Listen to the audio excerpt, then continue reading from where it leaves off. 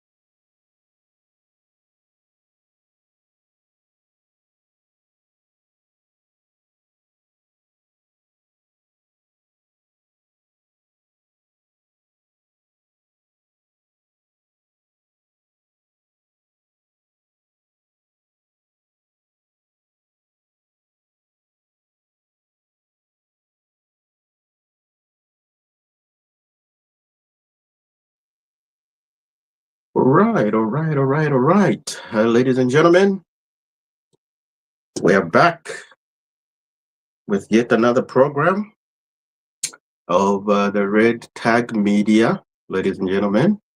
Of course, here we discuss various topics, and we engage in progressive issues of the motherland. And we have a couple of issues that we need to talk about.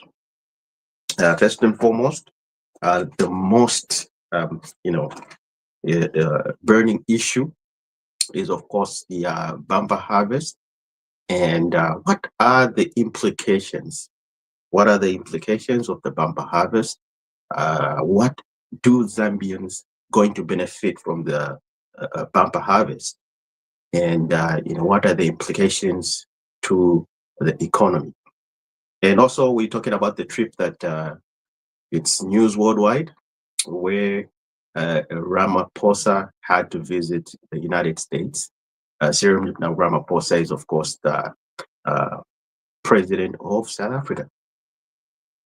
So these two topics, which are very, very, very, very pertinent and important, are going to be discussed. So just bear with me as we bring in other callers, other participants. Guys, there's a link in the comment section and above the post. It's a simple link. You just click on it, and it will bring you here, and we can engage and talk about important national issues and national programs that are benefiting every Zambian. Doesn't matter where you live in Europe, you live in the USA, you live in Canada, or you live in Zambia. You're still, at the end of the day, a Zambian. So those are the issues we're going to progress with today. And we'll be back in a few minutes.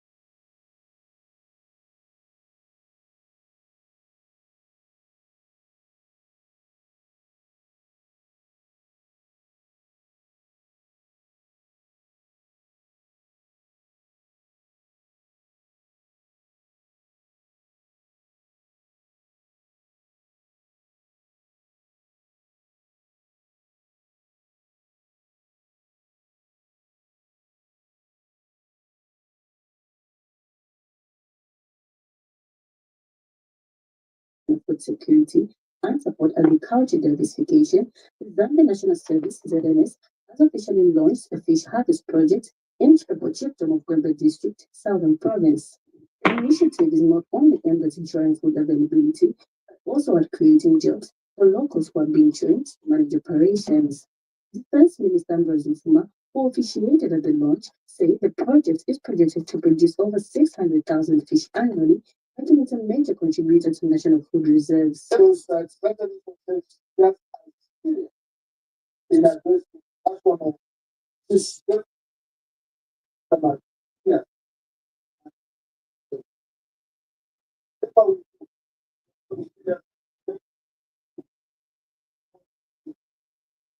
Initiative is expanding rapidly with plans to exceed the current 44 cages in operation. We are replacing December of last and is expected to yield approximately 160 tons of to ensure that it is affordable for Zambians. We are offering it at competitive prices. And Livestock and Fisheries Minister Peter Kapala reaffirmed government support to key sectors that drive the economy and uplift rural communities. In view of the preventive plan, encouraging that government policy invest and they are supported to sustain culture by not only production but also productivity. Chief Chicago expressed gratitude to the government and ZNS for responding to the developmental needs of the community.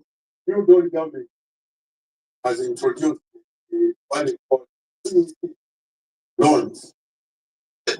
They are now on also stuff. There are different types of loan, irrigation, different types of loan, fish farming. You will tell people here that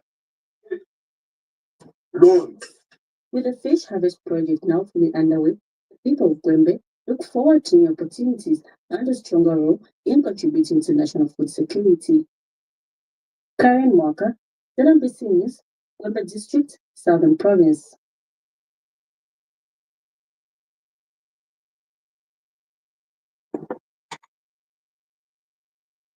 If you're tired, I'm not from Tembo. It's super versatile.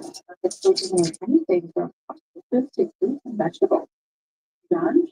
Guy and roll it up for easy until next time. Hey sis, before you send the money with me, take that cash picture this time? Yeah. I know y'all thinks he's good at the it's not true. Yeah. Me win again. You know them best. So remit they let you decide how their money arrives. And later on, Zambia and cried foul for a better country, and they ushered in the public fund under Michael to Kesata, who is the late. Fast forward to 2021, Zambia is straight north to the truth, and the President Cyril for national development.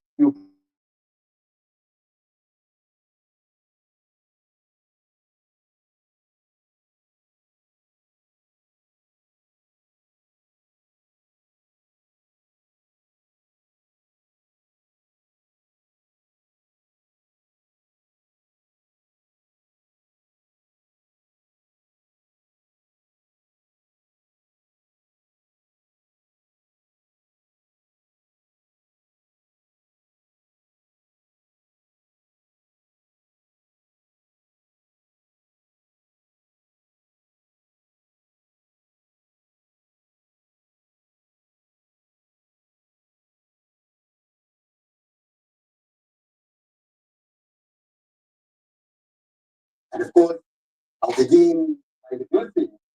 A man representing the ruling party, the name of Mr. Gilbert Swaniso, representing the UPG in power. Of course, next to him. Okay, so we continue the program, ladies and gentlemen. So, like I said, we're going to discuss two important issues, important points that need to be tackled. And I think I'm going to give a backdrop, a backstory. I'm going to talk about China in particular. So China, I actually was reading this book, guys, ladies and gentlemen, a huge book, okay? It's called A Day in the Life of China, okay? This book is actually very, very important because it gives you a story on when China was one of the most poorest countries and became the second largest economy in the world as we speak today, second from America. So imagine this, China was very, very, very poor. And Chairman Mao just declared, he said, each and every Chinese should go back to the land.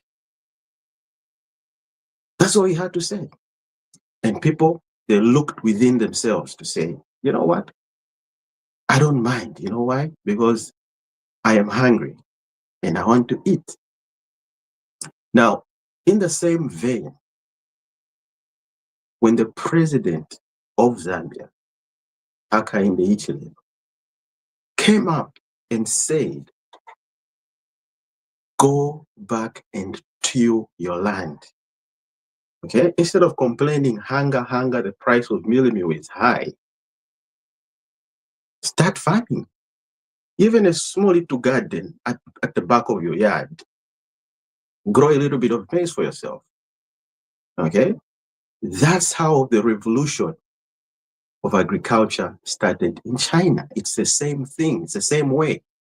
You know, the opposition have been asking, what are you going to do to reduce the price of millet? So you see, these things, it's not abracadabra. It's not abracadabra, whereby you just wake up and then the price of millet meal all of a sudden, like you're always challenging us.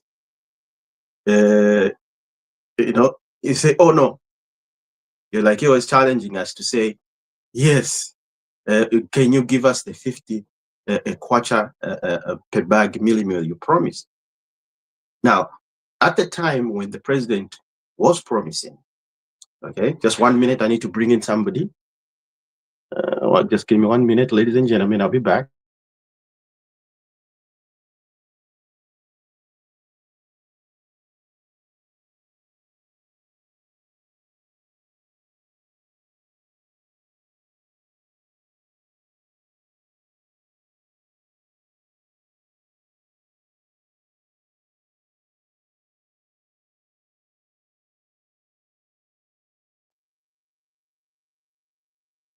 Okay, so where was I? So I was talking about China. Now, China, what they did was, like I said, Chairman Mao gave an instruction or a decree to the people of China to say, everybody should go and till the land, everybody should go and farm. And China's staple food is what? It's rice. Rice is their food. That's their main staple food. It's rice. So they decided, look, if we're going to feed our people, which is a huge population, I mean, China is one of the largest populated countries on earth. There isn't enough for just, the government itself to feed the nation. Why doesn't the nation itself engage themselves into agriculture as well? So that's what happened. Now, like I'm bringing this, like I said, in the same vein, when the president HH came up with the idea to say, go back and till the land, even like a small portion of land at your backyard. Walimako tumiris, limako tungono tumiris. If you've got a farm, we're going to give special loans for government workers. It doesn't mean that if you work for the government, then you cannot farm. So special loans were given to government workers, to individuals, the special program through CDF, through the CEC, that people were given, loans to go and farm. Now, people will say, oh, when is the millet meal going to go down? It's already, we're already seeing that movement now with the current bumper harvest. But before we even dive into all those things, background is very important. It's important to look at what the background is, where we are, where we're from, where we are, and where we're going. Huge importance that we need to look into. Just like the way China was. China, like I said, it was the poorest country, and it all depended on agriculture. Agriculture is what made China to be what it is today. Not minerals, not mining, nothing. Just agriculture. As we are speaking, China has over 1,000 different varieties of rice, in case you didn't know. Over 1,000 varieties. Okay? All that information is contained in this book here. Okay? A Day in the Life of China. So there's so many things that I explained in this book. It gives us a backdrop on how people, started families, actually. They started farming themselves. They didn't rely on the government. They didn't rely on the government. All they did is just start on their own. You see, like here, you see, this is just an example. It's a rice field. Okay, so it has a lot of swampy areas. Just like Zambia, we do have swampy areas. So aside from maize, we should also start rice at a large scale, and we should identify areas, especially in the Western Province and in the Northern Circuit, especially Wapla Province.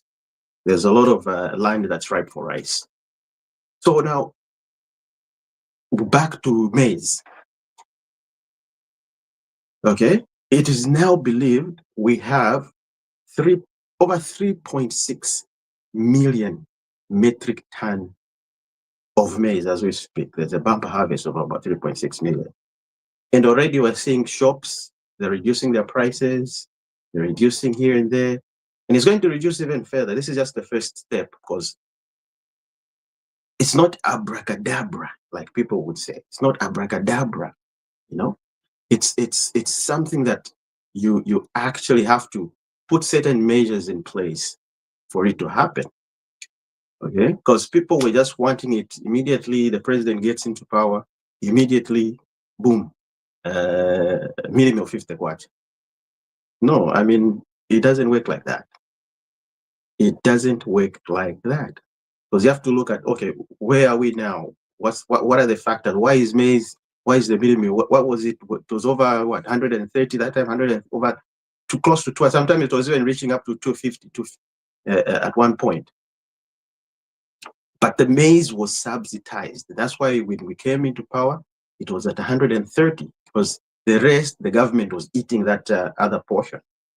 But this government is saying, look, if that is just massaging the problem, can we find a lasting solution? A lasting solution, that's it, a lasting solution. And once you have a lasting solution, then you find, you solve the problem once and for all. Let's not massage it.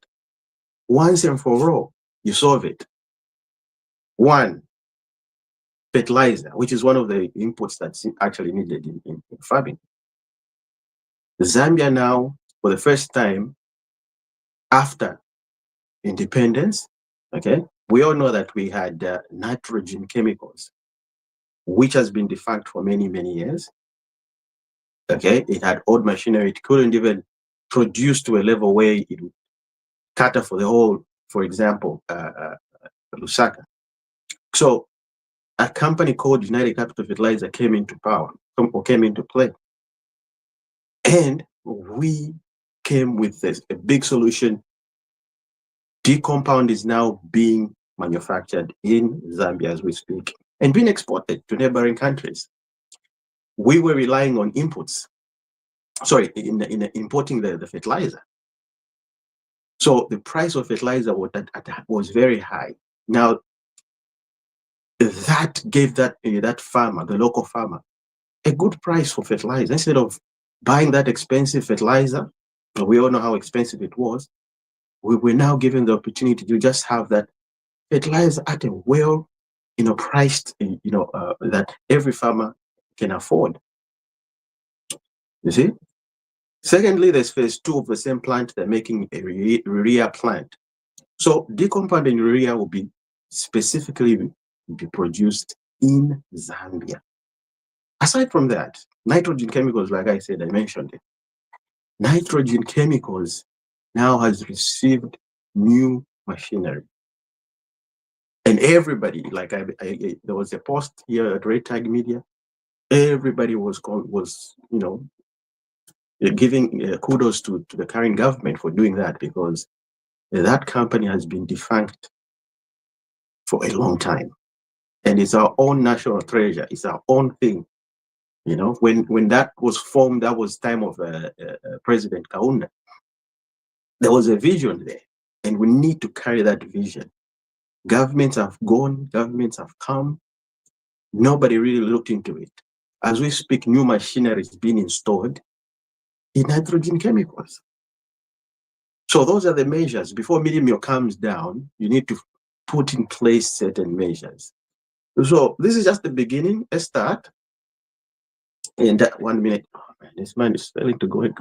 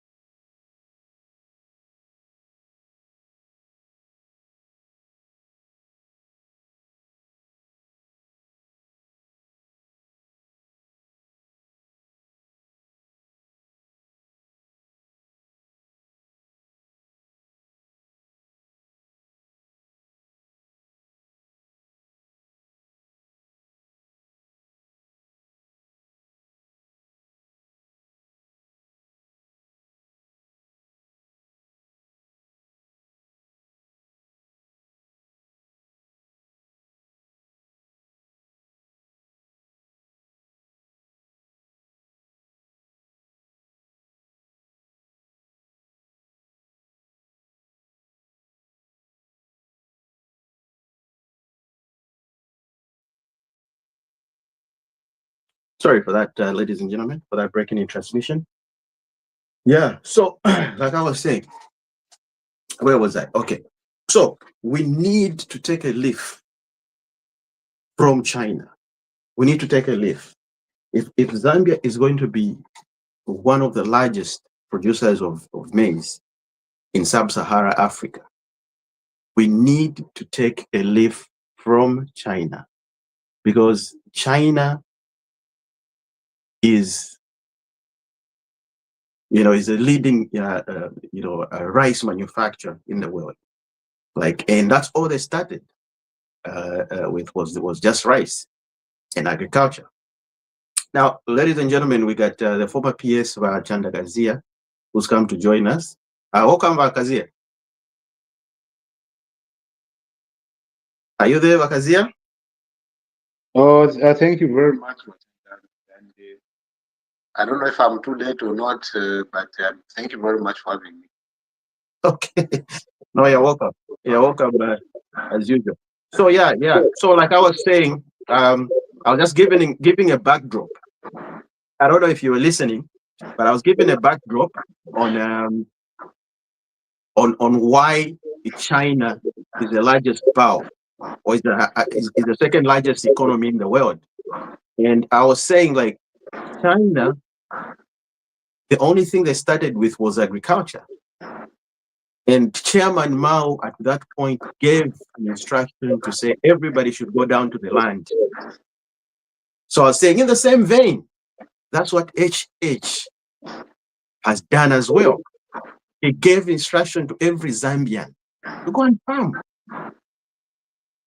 Kalimeni guys. And everybody was complaining, hey, no, we all can't be farmers. But look, hunger will never end. Nobody is going to come from America to come and solve your own problems in Zambia. We have to find our own homegrown solutions. So we have a bumper harvest now, and I was just showing everybody about this book I was reading, A Day in the Life of China.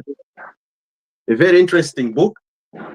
It actually gives you the details on how, China became, the largest economy in the world.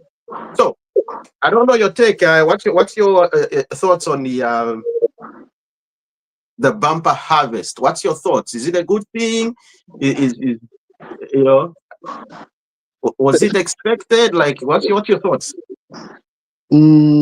I just have a few things. First of all, anytime we have surplus is good. When we have a lot of food, it is a very positive thing to do.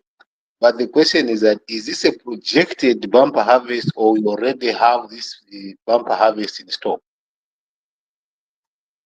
That's a good question. So the government of Zambia has been collecting maize all this time. So they've been collecting maize, and I think they started even, like, I don't know when they started, but I was seeing some reports when FRA was collecting maize and buying from the farmers. So we can say it's what we have. It could even be more, because somewhere smaller scale farmers have not yet taken the maize to FRA. But that's a good question, which needs a little bit of research. I never thought of it like that way. I don't know if it's projected, but I know the FRA has been buying maize all this time. People since last season, people didn't stop farming. People continue to farm. So the question that I have, that's why I'm asking this question. If it is already there, then we expect a lot of changes to be made, and also to significantly, not in a small way like the 50 kwacha was being said, but probably we should say 100 kwacha in the price of minimum. Because if it is already in FRA, I don't see a problem. But if it is a projected one, it becomes a problem around that. Because then until you have the 3 million metric tons in our sheds, then we can say, oh, well done, we are good. So the well done is if we have that maize in stock, it's a well done and it deserves a good, accolades around that. But if it's a projection, I wouldn't. I would wait until I see that kind of bump harvest in our sheds, and also knowing that the farmers have also been paid for the produce. So that is how I would take the issue of bump harvest. And Yeah. also, I would now urge government not to sell the maize. That please don't sell our maize again. Let us keep Again. maize in, yes, again, yes, because they sold the first time. So we'll say, do not again go to sell the maize. Let's have our adequate maize in our strategic reserves so that we don't have to suffer what we've suffered from in the last 4 years. Well, you've brought up a strong statement by saying selling it again. But what we need to understand is this: that sale of that maize wasn't started by the UPND government. It was contracts that the government was just fulfilling that were started by the Patriotic Front. So we cannot just say, "Oh, the government sold the maize," or "Why they shouldn't sell the maize." No, but who started those contracts? Who made those contracts to sell the maize? If I'm to answer that, Hmm? you must understand that the contracts to sell maize was actually debated in our parliament, and the government was advised by the Patriotic Front members of parliament and other independent members of parliament, where they said, do not sell the maize, because that maize was in our strategic reserve. It wasn't sold at the time that the Patriotic Front was coming out of power. The Minister of Agriculture, Honorable Mtoro Piri, went on the floor of the House and said, we shall never ever stop selling the maize, if possible the minimum. And the Honorable Chushika Sanda was on record of having even go in the shade and point to the maize that was being sold. Honorable Cornelius Muitwa retaliated that. So the issue of selling maize was basically a new dawn kind of policy. And I think there was an expectation that they were going to have adequate rent at the time they were selling so that they can produce. But all systems and guidance that was given from the professionals was that Zambia was going to experience a drought, and therefore there was no need to sell the maize. Now, coming to the fact that if in any case the PF had made the contracts to sell maize, the UPND had the responsibility to cancel those contracts, because there was no way they are going to leave their people hungry because of the contracts. And the contract can be renegotiated, but not where you sell, only to go and import the same things you've sold. I don't think that was very wise at the time it was done. But it is lessons. That's why I say they should not sell again. They have learned lessons from that. I don't think they can make the same mistake that they did in the last 3 years in terms of selling the strategic, a commodity like such as maize. If this time they've learned the lessons about it, because after they sold the maize, look at what happened to the price of mealie meal. It skyrocketed 110% from 125 to 350. You know, it was really, really something that shouldn't have happened. So that is my submission. My submission is that this is a good one that we have bumper harvest, but let us also be act very responsibly not to sell this. That's what I can submit. Okay. That's a good submission. You have raised important points here. A very, very important points. Yes, of course, reserves are needed. You know, so I mean, all we can say is this. You know, there's always a lesson in everything, and I think you know, like the president has said, look, everybody, let's get involved in farming, and farming shouldn't just be a seasonal a thing. You know, it should be whole year round. So when the rain stop, let's go to irrigation, winter maize. Okay, and how are we going to, you know, effectively do that? Is by of course, the government has, you know, relaxed the loans for farmers so that, you know, they can get all these you know, irrigation equipment duty free. So it is very, very vital and important that we actually you know, follow that directive of not just for a season, you know, after a rainy season, then that's it. We're not going to eat. Let's go so that we have enough reserves so that even if we're exporting, we know that there's no Zambian who's going to go hungry, and it's not going to affect the price of the commodity. Yes, already, as we are seeing, there are signs the prices are going down, which is a good thing.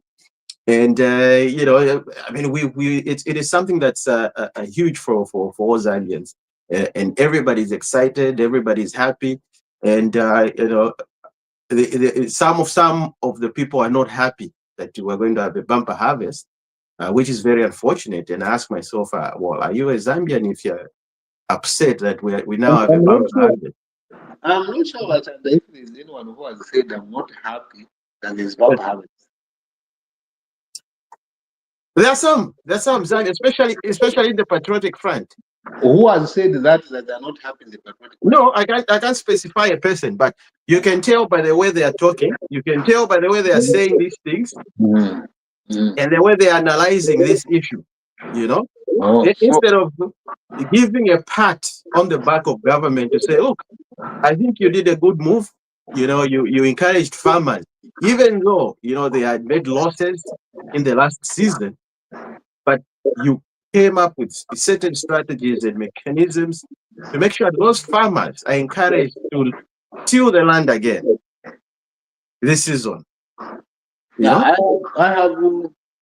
I have a bit of a problem around that. When you say you can't mention the people saying it, but they are saying it, Mhm. that becomes a little bit of a challenge on my part because I'm now thinking that could it be a question of you misinterpreting what you say? Well, misinterpret. How am I missing? Because when something good has happened, something good has happened. Yeah, but when you say Uh-huh. no, it's the way they are saying it. And Mhm. then I'm trying to find out who, because I have not heard anyone from any party. Maybe you can help me to understand who Uh, has actually condemned the bumper harvest to say this is a bad thing. Because I've been trying to look around to say, let me see maybe someone who is negative about the bumper harvest. I've not seen anyone. well, once I remember, I'll tell you. But Okay. uh, this is just not one. This is just one thing, really. Like you would see that, you know, even when there was droughts. Okay, an example that time when we had droughts, the opposition, okay, was salivating to the fact that there's drought. Instead of them saying like, look, this is now, it's no longer politics. Can we come up together and sit together and find solutions and put our heads together so that the Zambian people shouldn't, but all they were doing is, hey, we're challenging you to bring down Munga 50 kwacha. That's the language. Is it? Bring it to 50 kwacha. That's what we want. That's what we want. Bring it to 50 kwacha. You say, no. Then you see that people now, are being malicious because there's no way minimum can be 50 kwacha. Now, 2020, 25, it cannot be 50 kwacha. Okay? How many years have passed since the president was campaigning? Oh, you want to join again? Wagazia, you got another link. So that's how it is. So that's what it is. So we are saying, this, issue when national issues or a national crisis comes about, it's time for us to hold hands and find solutions. And it's every Zambian at the end of the day. It's not just UPND, because UPND, like we always say, there's no shop for UPND to go and buy cheap mini meal. There is no shop. And so that's the thing. So Ragazi has dropped out. So there's no shop, there's no cheaper shop. We all go to the same shops, and we all were feeling the pinch. But now the bumper harvest is coming. Zambians will now have that relief to say, okay, fine. At least the price of mini meal will start slowly going down. Okay, it'll start going down, but we're not saying it's going to be 50 kwacha. No, that's not what we're saying. I mean, let's just be realistic. I mean, the economy that 5 or 10 years ago, it's not the economy that it is now. So we can always just put those factors in place, but it will be at a very, very affordable price, and that's why all you just say is it. I've learned a new word today. I've learned a very good new word today. Can you hear me now, Watanda? Yeah? Can you hear me? Yes, I can hear you. All right, okay. Yeah, I can hear you. You changed phones. I was on the phone, so now I'm using my computer. So I Okay. thought yeah. So I've heard what you've said, but you see, Watanda, there are things that as a country we must be able to live above. And one of the things that is you shouldn't even be trying to defend, especially when matters of the opposition reminding you about some really commitments that you made. The 50 kwacha did not come from the opposition, it came from the president. And that's the opposition does in this opposition politics, is to remind you of your commitments. That is what happens. And the president was on record, and most of you colleagues were on record, that it's not about the drought, it's just about poor leadership. Because in Dubai, there is no rain, but look at the electricity, look at the food. They are never sleeping hungry. It's all because of poor leadership. So when you started now to use the concept of drought, it couldn't fly because of your previous commitment. For me, I think it is lessons that were very important for the UPND government, and not to verify anyone who attacks you for the comments that you made. Those comments must just be, you must make them slide. Don't try to go and defend and attack people that remind you of your own commitments. And I think that is what makes the problem even much bigger. It's where there is on record about the commitment.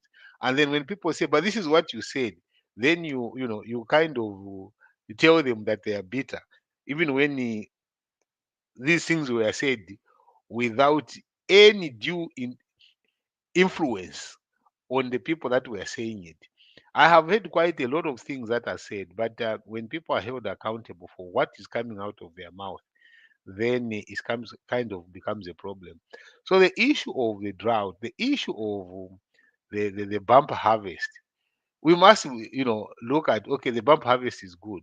If people remind you that this is what you shouldn't have done what you did, it's important to accept that yes, we have learned from those lessons, rather than to say no, you are very bitter because you mean that you are so sad that there's bumper harvest. That's why I say I find it very difficult to accept that there could be a leader who would say bump harvest is wrong. Maybe it's a question of interpretation. I submit. Okay. You know, we'll hear a lot. I can tell you this week. I can tell you, yeah, because I know how the opposition are. I know them. You know, but here's the thing: You know them. the PF, these guys. I mean, I don't know. They're cut from a different cloth. Anyway, we'll But see this but week. but but you see, Bachad, that is what actually creates a lot of a problem around Uh, our pulling in one direction. It's when uh, you use a statement that about PF. This is not about PF and UPN. This is about the country. If you are yeah, going to say about PF, ngaba but UPND. where was the PF when there was drought? But PF You never told know, one person in the PF who said, look, President HH, we need to come and see you. We've got the solutions here so that we can help and hold hands together. Because this is a national no one, everybody was just condemning. but Everybody was just condemning. Hey, you sold maize. If you didn't sell do you maize, know why they were condemning? you see? And this is your point of reflection as UPND government. You said it. You said drought is an excuse for poor leadership. So when did that change from yourselves that now drought, when it happened under PF, it is the same drought that happened under UPND government? It's the same drought. There was no rain. It was the same drought. Drought does What did not PF do? respect what? What measures did they put in place? You remember what PF was talking about? What did they do? What did they do? I don't know They what they sub did. They did nothing. they subsidized Oh, food. Mind you, one of the things that the Patriotic Front did was to manage the cost of mealie meal. Now, what did you guys do when you came in power? You came and uh-huh. you sold the reserves. You No, sold the reserves. So you see, but these are some of the things that I'm saying. These are lessons. You see, no matter how you want to twist it, these are lessons that okay. even subsequent governments that will be coming will learn from. To say these are some of the things you don't do because you in fact you were mocking people that were telling you do not sell the maize because there's imminent drought. People were being mocked, and that is one of the biggest problems. If we start to mock people when they try to warn us to say this is coming up, instead of saying okay, let's have a point of reflection, how do we get round and get some wisdom or even some points from the people that we don't agree with? Okay. So It is a problem. So now, the question of President HH not having to be parted in it's because of the statements, and more importantly, the statement that come from the supporters. I don't blame the president when he's trying to get votes. You know, he can say what he was saying because he was trying to mm, be nice to people and they make him president, which they did. But it mm, is the sustenance of that kind of mm, delusional direction that mhm. is a problem. When you take it now to another level of defense, then you create a problem for yourselves because now people, instead of coming to you with solutions, they are coming to ask you because you are verifying the people that are coming to have a conversation with you or the people that are upset with you about the decision you've made. You are in leadership, so there's no point in getting upset about when people come after you because they finance everything that you are having and the lifestyle that you have. They pay you. They can be upset. They can insult you. It is okay. What they are looking out for are solutions. And once you provide solutions, they stop. Now, but here's the thing. You've mentioned one important thing. Mhm. I asked you, what did the PF do? You said they subsidized. Yes. Okay, but look, as we're saying, subsidizing food, meal meal or fuel or whatever, that is just massaging the problem. What needs to be done is to find long-lasting solutions. So Okay. if the Patriotic Front really were interested in long-term solutions instead of looking for popularity, they would have been doing what the UPND government has been doing. Selling Okay? men. No, when we were not selling maize, but here's what we did when that was hit. The UPND government didn't just fold their hands and say, oh, there's drought. Can we They sold subsidize? the maize. And everybody, no, they were talking about drought now. Okay. So we're talking about drought. So when drought hit, the UPND government didn't fold their hands.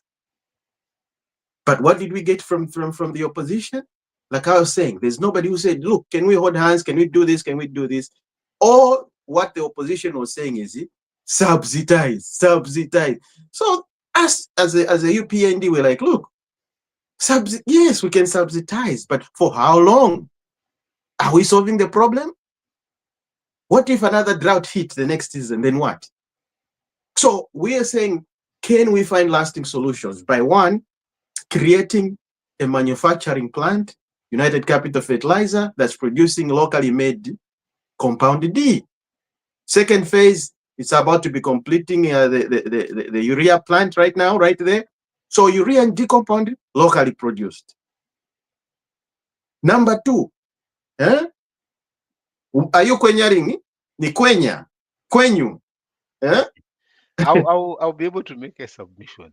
So, secondly, they came up with a program where even government workers were told, the Zambians, like, go back and till the land. You removed them from FISIP. No. Who removed who from FISIP? So here's what happened. The government workers, it has never been done before. They told them, we're creating loans. If you're a teacher, but you've got like a small piece of land, there are loans, soft loans that have been organized for you. Just go get that soft loan. As long as you're going into farming, you'll be given loan and you start farming. And people went to till the land. That's why we're seeing all these things we're saying, bumper harvest. Because you said, look, everybody get involved. Even if you've got like a small land in a backyard, grow some maize, grow some food, grow some vegetables. That's the example I was giving you about China. Chimo chinena chairman Mao, strategy of fish. Yes, strategy of fish. HH. Everybody, we need to inculcate abantu kuya mkulima. Now, what was the opposition saying? We all can't be farmers. Okay, you all can't be farmers now. How do you expect the price of mini meal to go down? No, subsidize. Subsidize, yes, you can subsidize, but you're just massaging the problem. Lasting solutions. Amalonzi, everybody was involved. All these things, agriculture inputs, Bafunyako duty, making it easy and making it possible for people to farm. Those are the measures we made. And those are the measures that are still being implemented even today. Bumper harvest after bumper harvest. Kwenyu. Let me remind you a few things here. And these are things that you would never want to comment about, or you deliberately choose not to talk about. The issue of, when I said they subsidized, I didn't mean that they were getting money and giving the people. No. They were offloading maize to the millers from FRA. Mm-hmm. And you remember when there was an export ban of maize and milling, what was your response as UPND when you were in opposition? You attacked that viciously. Because you were told, if you're going to give millers, their preoccupation is profit. It is nothing like to say, oh, but and you are going to sleep hungry, therefore I'll give you subsidized maize. No. If I can make money, I will make money. And there's nothing you can do about it. That's why there was that. But what did you come to do? You came, the first thing you did was to sell everything that you found in the strategic reserves. You sold. And you sold and went back to start to import your own maize that you sold at a higher price. Now, don't forget that the issue of the plan to start irrigation farming was actually crafted by the PF. The Kaflafta Dam was one of them, which was started as a way to start to create irrigation systems and water systems on the and Coastal and Belt. and and stop killing. Listen, Nivachanda, you Eh? couldn't complete. You can't complete when you're out of power. That's why government is a going concern. A going concern meaning that wherever you will stop, your friends pick up from there and move on. They don't come and verify you for starting projects which they complete, and yet they, there is it's a good thing for Zambia. It's not a good thing for UPND or PF. No. Once that Kaflafta Dam is operational, it doesn't matter who started it, but the Mhm. credit to be given to the person who is commissioning it. And that is the way it works everywhere. You start this, you end here, you are taken out, your friend pick it up from where you left and move on without starting to insult you for starting such projects. You must also understand that the ZNS farms were started at the time. So there are things that were started which needed to be continued, and they've continued even now. Uh, Power uh, generation to supply to all those agricultural was started. For instance, the Kafue Lower Hydro KGL project. mhm, It was started with one turbine started commencement to produce. You mm, come in, you finish the other three. It is a good thing for Zambia. It's not mhm. about the UPN and PFC. Oh, why did you? They started it. You completed it. So these are some of the things that we should not have. The mistake that was made on the maize was to sell our strategic reserve. And it is everywhere where you open Facebook and social, it's there, the ministers telling you that they can never stop selling the strategic reserve. Just like you never stopped selling power. People complained about ZESCO, do not never export power. What have you done? Killed all the small scale industries now. And now that is when they are coming up.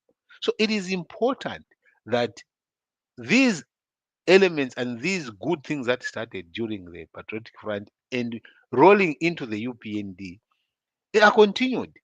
The good things, and we need to appreciate each of the successive governments.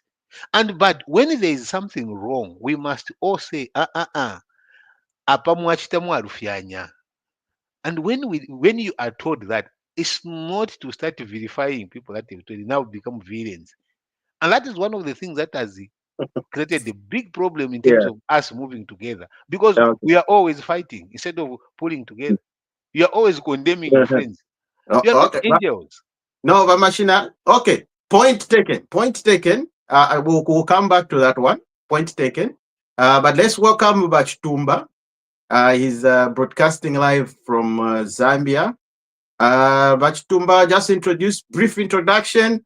I think in Bachtumba is in the medical field. We were looking for you last week. You were talking about medicines and all that stuff. Just introduce yourself, Bachtumba, and we'll bring you up to speed. Thank you very much. Thank you very much. And good evening and good morning, everyone on the call. Yes, I think my name's Simkonda from Zambia. Yeah, it's just that I've joined Red because I think there it was showing 19 hours Zambian time. Oh, what time is it now? Yeah, here it's 19 hours now. Oh, yeah. That Yes. was creative, you know. Okay, okay.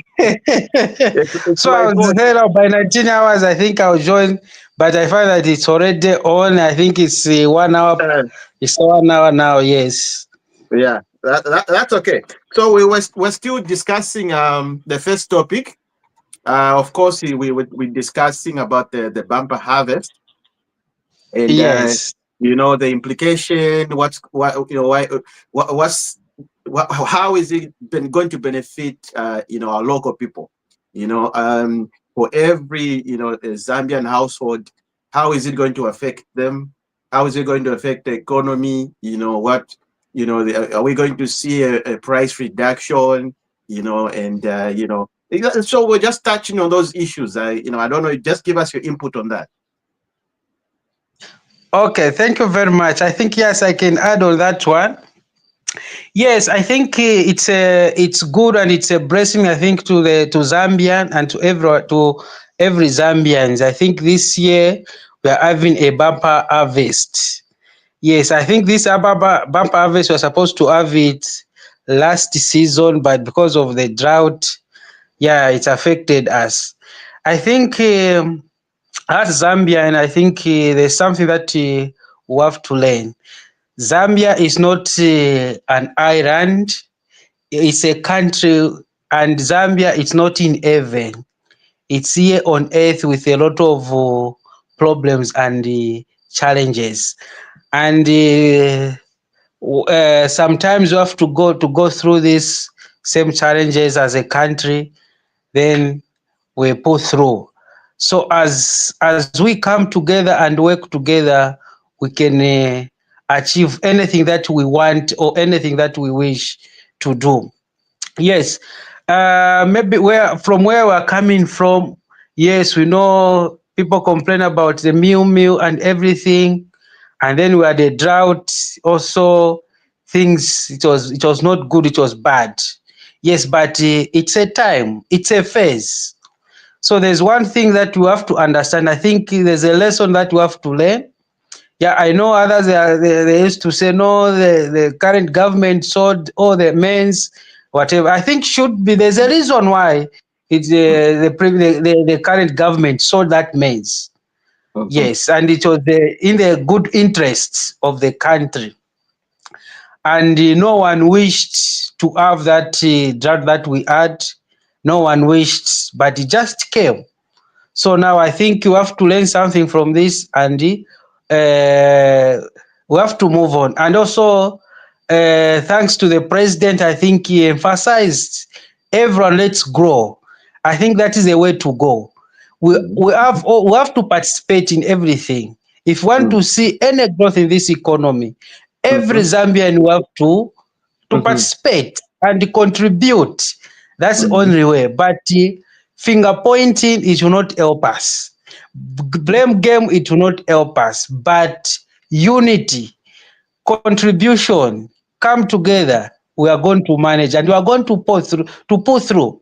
What we have to remember: changing economy. It's not an event. It's a process. We have Mhm. to go through that process until we Mhm. get there.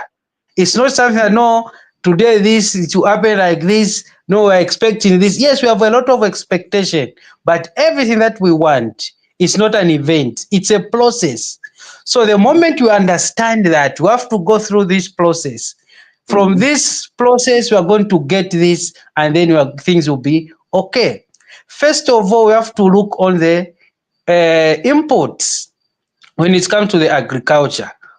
So that's why I think previously when I was saying how we're going to um, maybe to improve the agriculture in Zambia, the first thing that you have to start is a fertilizer. That's the first thing.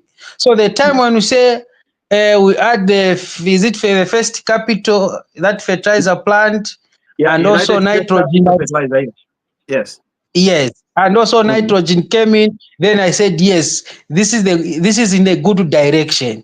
Then we are going to improve our agriculture, because we say agriculture, agriculture. Let's all go into agriculture. But when you look on this, if, for example, we are getting fertilizer from somewhere else, we are adding a cost there.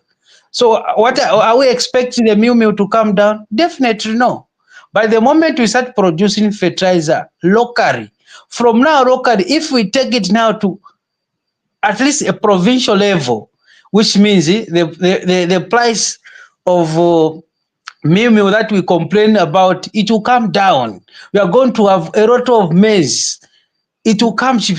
Current now, I think the bag of meal now, I think someone can buy at 150. That is what the people they are buying now.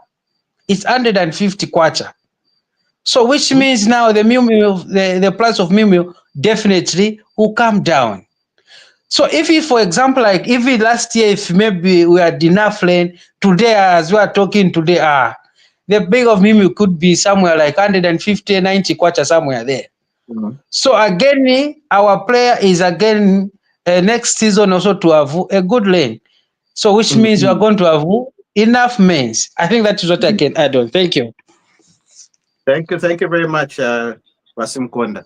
So yeah, I think you've raised this valid points, the points that I also raised and touched on. I didn't And agree with that. Wasim Konda, I didn't agree with Watanda, and I'm not agreeing with you. where don't you agree, Bagazia? Wasim Konda, one of the things I don't agree is that maize is at minimum is at 150 kwacha. That one, no. Wasim No, Konda. no, Which shop No, is I selling didn't maize? say I didn't say the meal. I said the bag of maize. Oh, the bag of maize. Okay, all right. Yeah, Yes. No, the sorry, then prices are going So down. yeah, now I, it's up to me. It's up to me if it's to go and buy a meal or to buy maize and then I go and make meal. It's up to me. but then you don't have even Malite. Where are you having that now? With the power, with the load shedding No, now. the power is that's another topic now, Bagazia. That's No, another topic. That's another now, topic which actually Wasim is being Konda. sorted out. Yeah, Yeah, actually, when you talk, that's why even when you talk of power, I'll say, I'm not like I want to blame the government or maybe the previous government. I think we need to have to face the reality. Zambia, we are growing, and I think we didn't pay much attention in terms of in energy. Zambia is developing. Some industries are coming, houses are coming, people are building. Almost every day we find someone is building there, someone is building there, and they have to connect to national grid, which means the demand is going up, but we are not investing into energy. We Wasim didn't pay Konda. attention, I think, in investing in Wa- energy Wasim Konda. 20, 30 years ago. If we did that, same happens even to the agriculture issues. Wasim Konda. I have Yes. a few things to clarify. Okay. The processes of investing in energy started in the last 10 years. Okay. Now, and here is what was started in the last 10 years. There were some solar projects that started. The Kafue, the KGL project started in the last 10 years. The Iteztez Dam started in the last 10 years. The why I'm telling Mm-hmm. you about that is that because I inspected these projects at conception when there was all those labor issues that were coming under KGL. You remember during the COVID when people were being locked out? I went there and actually found workers working on these new projects that are now are operational. The Iteztez Okay. Dam, when it was being done, I went there to see it. So in terms of the rolling out of the energy systems and beyond, we started that. That was started as a country. We started working on that. So But we maybe did. maybe maybe I don't want What to I agree with you. What I also maybe agree a with you. question can come in. Okay. When was it started? Okay. I don't have the specific. I can always pull back and check on Those are the white time. elephants over Tandreba PF. Vatanda, Okay. Vatandrete bakita shelf. Vatanda. Huh? There was no white elephant in the Kafue lower power project, even up to 2021. President Edgar Okay. Lungu went and commissioned that. Wasimukonda. Do you remember that Okay. 2021 there was a commissioning of that? The first Okay. turbines So were now done. maybe yeah. So maybe Do because you remember that? what it is, I think even the current government also they have something to say. I think the time they were coming, there are some generators or those mateba which was not working by then. This is what I was telling Vachirusha to say. Their government is a going concern, Wasimukonda. It doesn't Mhm. stop because of one. Whatever you start, when you move out, at that point in time, someone jumps in to move the process forward. But the problem that has been happening in our country is that whatever was started by the other person is not appreciated because you want them to look bad. Someone wants them to look bad. Someone wants them to look Okay. irresponsible. So someone will go like, "Oh, there was nothing was being done in Yeah, I'll energy." give you. But meanwhile, you have Kafuel Hydro, which was started. and commissioned with one turbine. UPND comes and adds on to the other three. You understand? They commission and open the other three, which is also a good thing. The good thing was that we started that project. It was maybe 50% done. Vasimkonda muleshi nomwana na imwe. Vasimukonda, you can mute yourself for now. Vasimukonda, mute yourself. What do you want? Vasimkonda imwe akeni kushina omwana na imwe. Tell me what you want. What do you want? Mr. Simukonda, mute yourself.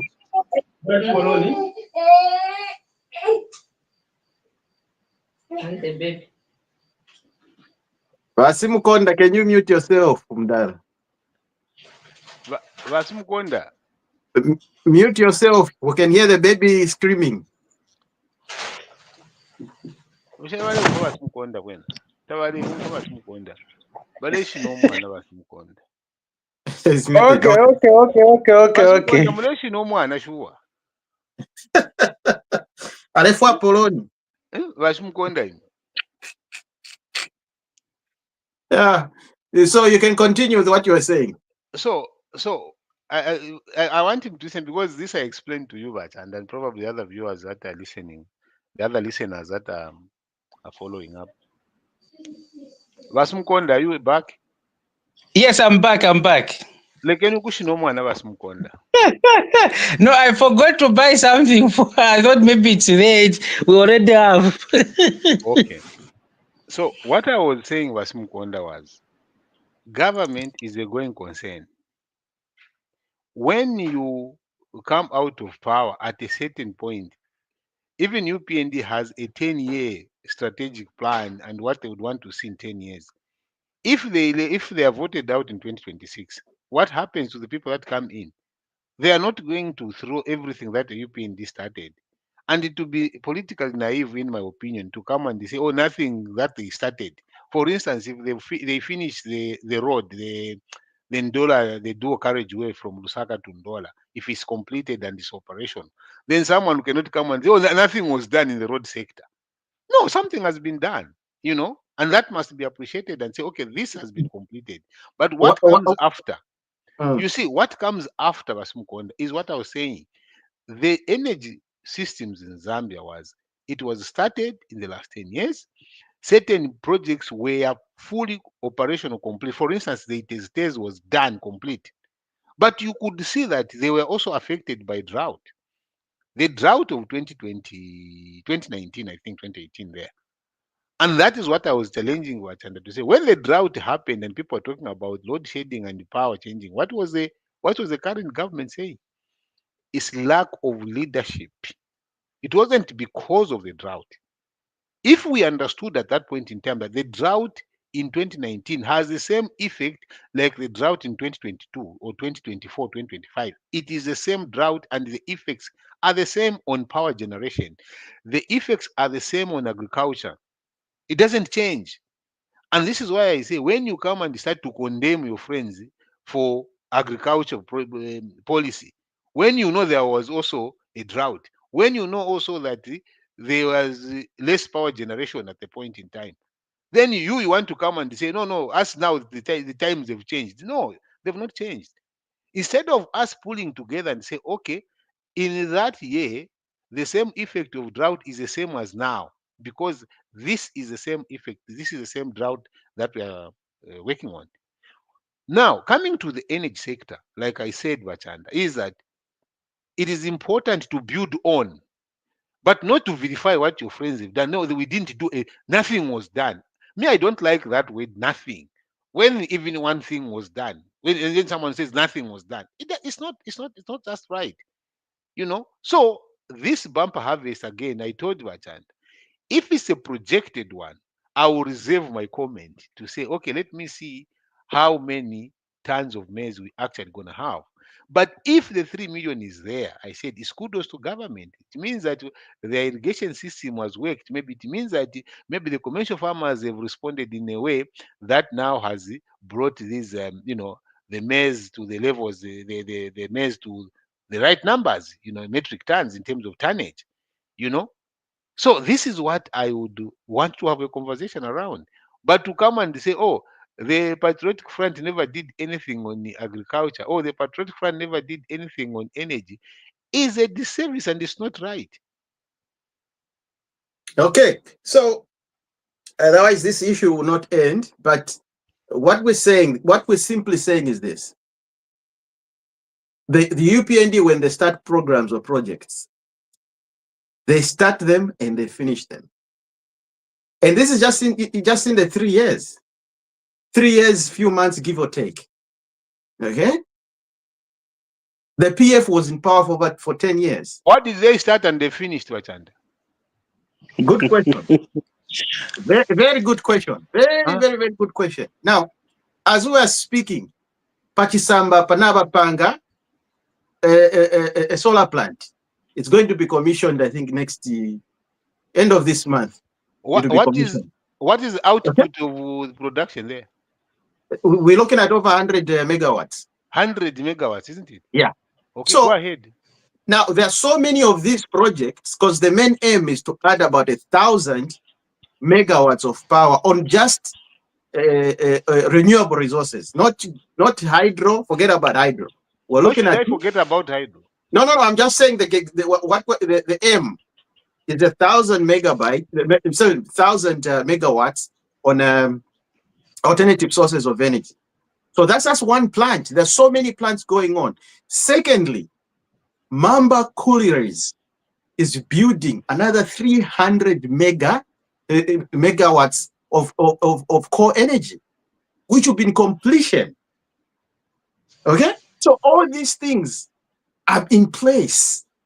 So that us, we just don't talk and just leave everything hanging, because it's a going concern. The next government will come and solve the problem. Us, we're starting a program, finishing it, so that when a different government comes in, they start solving other issues. Because the issue of energy and the issue of mildew is an issue that should have been solved yesterday. We cannot wait for our friends to come and finish it for us. So that's why that's a difference. But What we have can you go. sorted in the mildew? We can. We went to Bakwalesa. I was just telling you, like, look, the government gave soft loans to people who want to farm. Abantu balingire mumabala okuya mukulime chine. Ask, just look pa internet. Everybody showing what they sombola abantu apa this time. Why? Because they gave them soft loans. Secondly, those large-scale farmers, they gave them a leeway in terms of agriculture machinery and equipment. So now people are buying tractor, all those issues, all those things. Now people are farming more. Okay? The ZNS farms, those were white horses. Huh? So the current government came in and said, let us revamp this program. Okay? To actually revamp, which is now, the other time they were showing on TV. Okay? I've forgotten how much tonnage they came out of, but they were saying that next year we'll be looking at producing double what we did this year. They were just harvesting. You see? So that's so not to Kulanda. No, we've got this. Okay. No. Let me just finish. Nshamwenepo program tampile yakwafye gwino munanikane mu PF in terms of agriculture na shani nevyashara. Up now people are harvesting. Kuma ZDS farms, they're harvesting. And this is at the larger scale. But let's not dwell on this issue because they are poor. Let's go to the next segment. You see, what you are doing is that you are the one going back in the let's go to the next segment. Because you go and scratch an open wound and then you say, no, now let's move on. No, we will respond to that because some of the things that you are saying, you can't say you have not seen this. There are things that started in the last government and they were completed. Yes, ngamulekula ama toilets kuti mwapwa. because kuimba femailo toilet yapo mwashika mwayamba. You Ndola understand? jukarejiwe mwatantire No, it was never started. No, it was never started. You understand, Bachanda? Where did the money go? Now you see, now you are beginning to bring other things, and I will have to respond to all those questions you're asking. Anyway, you understand? So if you are going to start in a minute, let's wind up in a minute. If I'm going to wind up in terms of the agricultural sector, yes, you messed it up. You didn't fix the agricultural sector. We are yet to see the real effects of the agricultural sector and what has been done as we start to now utilize what the 3.6 million metric tons. For now, it is just a plan. You are talking about giving all those ZNS and other things. Yes, those things are very important. But the question is that what is the cost of production in those? Such that you have to now make sure that all those costs are factored in. And those are the things that have to be asked. You see, you took out the civil servants from the FISIP, including some of the vulnerable people. Complaints were there. Fertilizer plant that you are making reference was started during the Patriotic Front. That plant you see, which was commissioned, it was started during the Patriotic Front. It was there. The plans and everything, you can go take that. It was only commissioned after that. You see, the small scale farmers So to say, how are we going to move forward with that kind of integration?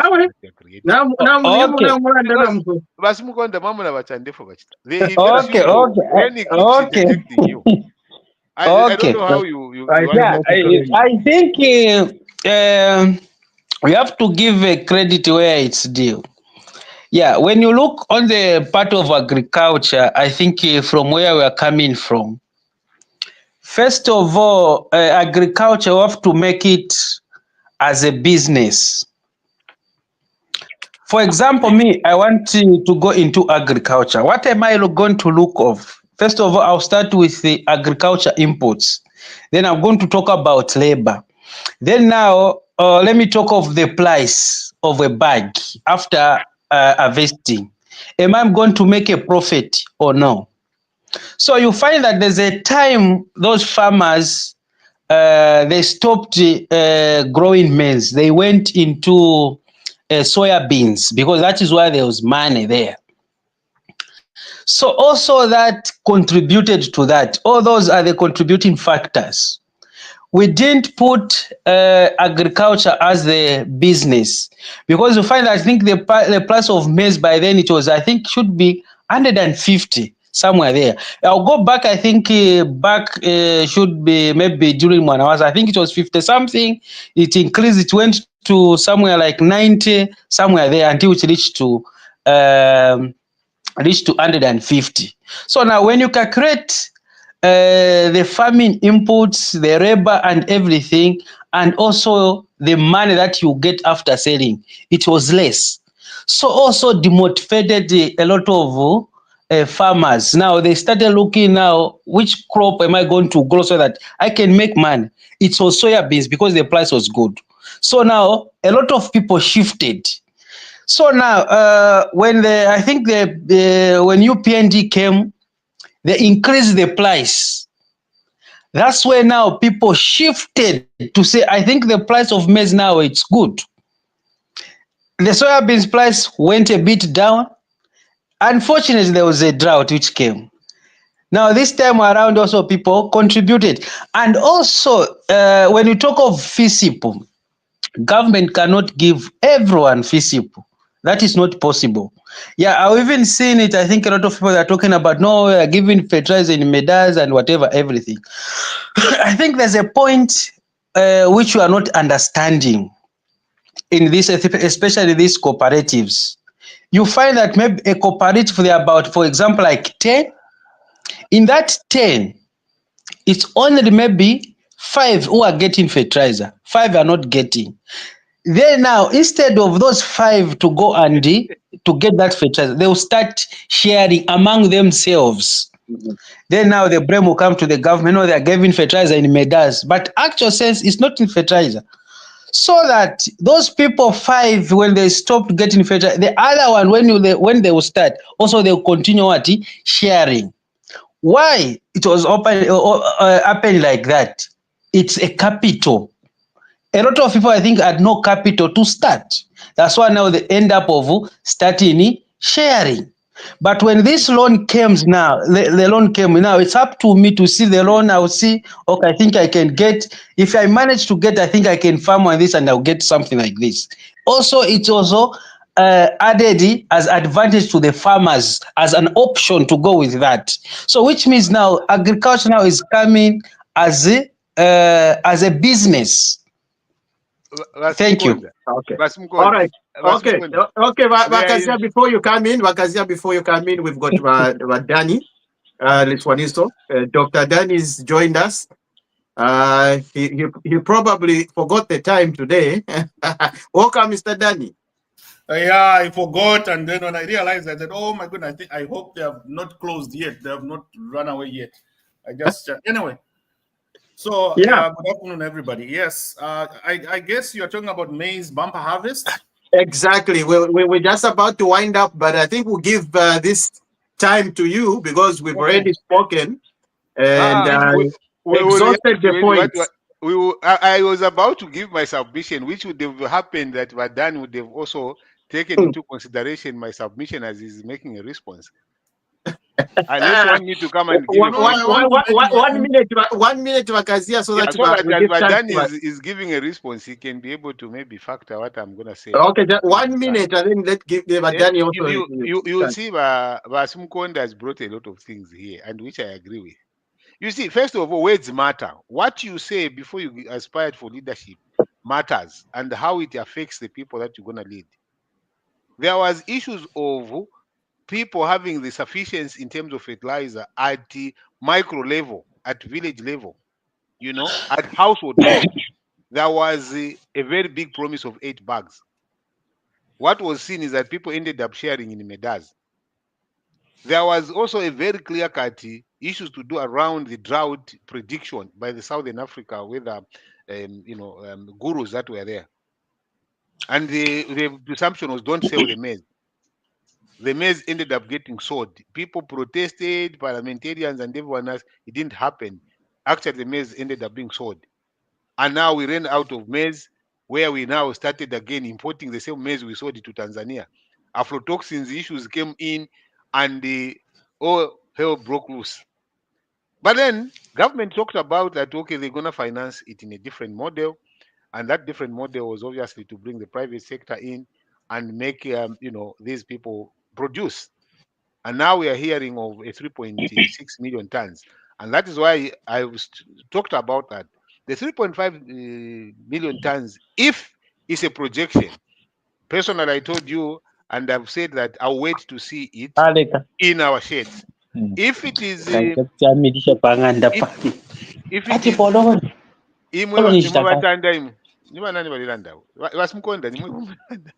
Simukonda, mute yourself when you're not talking. So, and then you see that coming up now, we had also to look at, okay, it is just a projection. I'll wait until it is actually in our sheds. If it is in our sheds, it's kudos, and let's see how this 3.6 million tons affect the price of mealie meal in terms of adequate reduction so that people can afford it. That's what I said.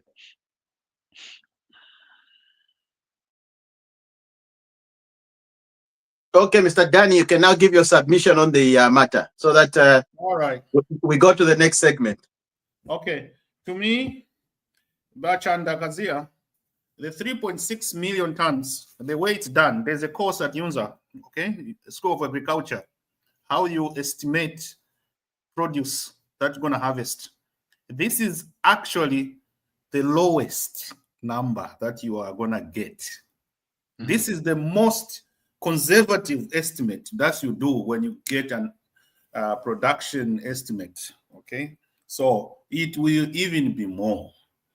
This is the conservative number that there's a formula they use, okay? Mm-hmm. We can, I don't know whether there's anybody here from the School of Agriculture that it's a course that you do. Mm-hmm. And the number that you do, you see it here, it's a most conservative number.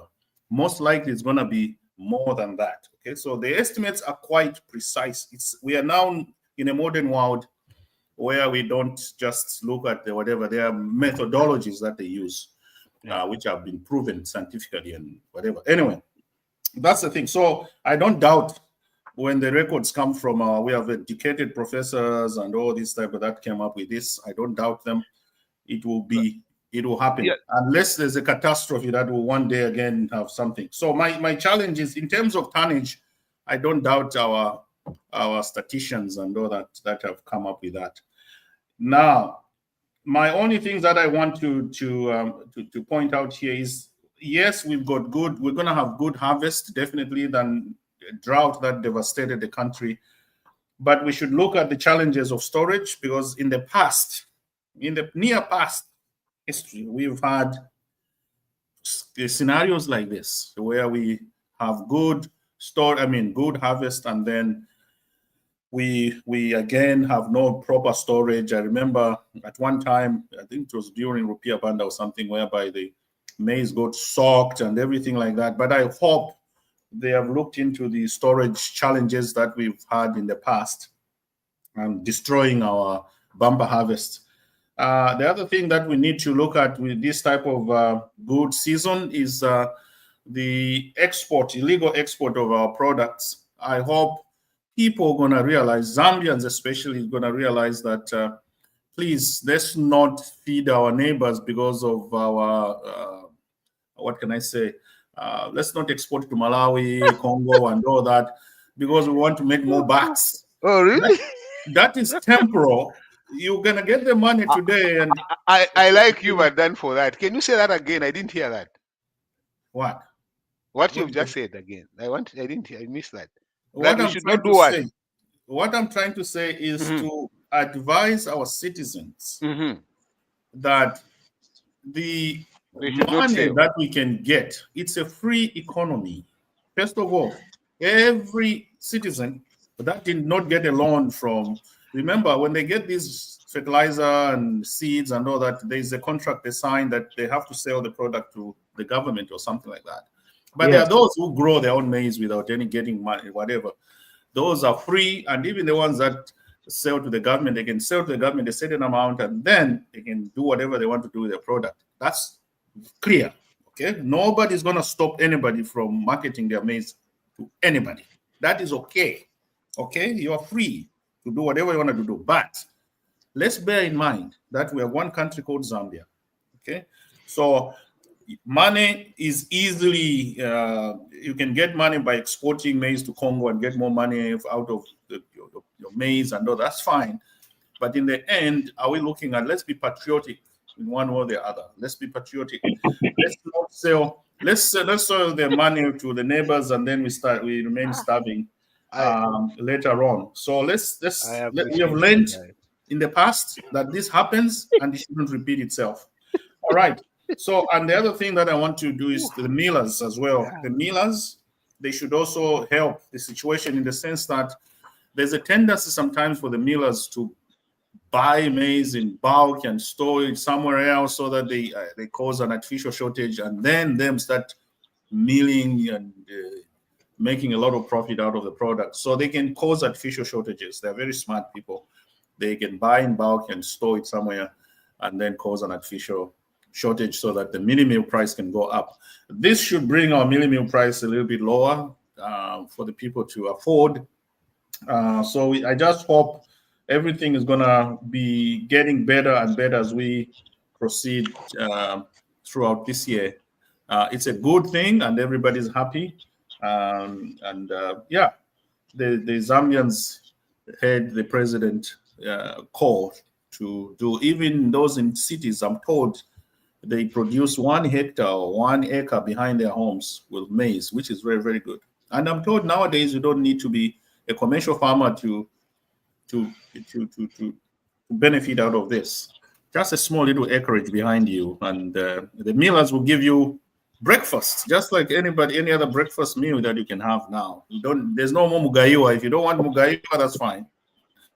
You can still get breakfast from your maize, which is very good. I submit. Thank you very much, Danny, for that submission. I think you've touched I the like. point that we've already touched on, and we are all. I think all in all, we all speak in the same language. I think the when the clarion call was made by President HH for everybody to go back to the land, the Zambians responded. And when the Zambians responded, that's why we can have this bumper harvest. And of course, we've got like what Daniel was saying, the program at the university, which is statistics. So we have in fact the Ministry of Statistics and all that, and a whole lot of an institution which does all these things. So that's where all those figures are coming from. So these are professionals. I think it's a good thing we're done. I was not questioning the statistics. By the way, when I said that unless these are projections, I would be comfortable when I see maize in our sheds. So it is me wanting to see maize in our sheds, not the numbers. The numbers cannot lie. Yes, they've been created, and at times in Zambia we are very quick at creating things and then we don't do them. So it's good to say that, the projections are on point. Let's see them. Let's see how this thing come to work for us. So it's a good thing, I think. Let's see. For me, I'm waiting to see. And secondly, also the issue of saying people must not sell the maize. I like it. That yes, that's good I guidance didn't that is say coming from. must not. I didn't say must not. Okay, the people should consider not selling the maize, isn't it? Maybe that's a better word. That the people should consider not to sell to briefcase buyers or export so that they can be self-sufficient. I think that's a good one. I appreciate that very much, and I hope that that should also go to the government as well, not to sell food which will be in the reserves. So that guidance is also to government that do not sell Okay, maize so that you leave your people suffering. All okay, right. Okay. Vachanda. Yeah, Before we maybe go, maybe just on a quick one. uh, On a quick one, I think what Dan said is very, very important. And when it comes to the food security, it's not all about the government. And also, when you talk of the millers to say when they were going to buy a lot of maize and keep it somewhere, it's possible millers can do that because those people they are in business and they are in business to make profit. That is business mind. They will do that. So where this food security should start from? Should start from a citizen. For example, I've harvested 40 bags. I have to calculate, I think, let me keep it 10 or 20 so that I stop buying meal. It's up to me. Then you sell everything. Also, maybe if you didn't maybe produce anything, you can buy. I think according to the family that I have, I can buy maybe 15 bags and put it somewhere so that I stop buying meal. Then later on, when you have a bumper harvest, then you start to complain about the price of what? Of meal. These things we can do it on our own. It's our budgeting to say, okay, let me buy this so that I reduce on this cost. Wasumkonda, Then you say, okay. No, I'll no, no. buy this. Vakazia, no. We need to move ahead, but of course he we've got. mentioned Viva Chanda. That's why I'm trying to respond because he said No, okay. Chanda. Before, So okay, before that, we've got somebody who has visited us today, Bakalinda. Welcome, Bakalinda. Oh, thank you. The most handsome co-host I've ever had. That's the To the fair, Can you hear me? we can hear you loud and clear. We're just Oh, in here. We're kwenyu. Quenu. All right. That's what we're doing. Yeah, you're doing a wonderful job. Fantastic. Let's keep on the spirit. I can hear Makazia in the background. Yeah, The dog, as usual. Basum and everybody else. I'm keeping Yeah. them. I'm keeping them on the toes, Wakalinda. Keep So them on the toes. Keep them honest. they are busy. At times they are once I'm raising a point and then they miss the point completely. They think I'm arguing. You see, that's where the problem is. You see, Right. So Okay. hopefully we can engage some more tomorrow. You know what Yeah. time it is. Okay. So let's link up tomorrow and talk some more. Thanks, Wakalinda. So Okay. Good day. So let's let's go to the next segment, ladies and gentlemen. I think we've exhausted the agriculture sector and the bumper harvest. We've done that. I We've will tackled continue it. tomorrow anyway because I still had the comment to I'm gonna tie up with. yeah. I will So just see the last in one any because in, there's in any case, no, Bakazi, I will tie up. So in any case, we've got an issue which is trending all around the world now. This is like a world thing. It's not just an Africa thing, but a world topic. Of course, we're talking about the South African president when he went to meet Donald Trump. Okay, so if guys, you can just mute yourselves.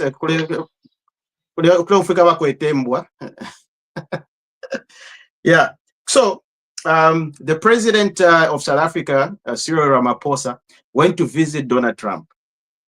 He was in the Oval Office, of course, and when he was there, he went there to discuss trade talks.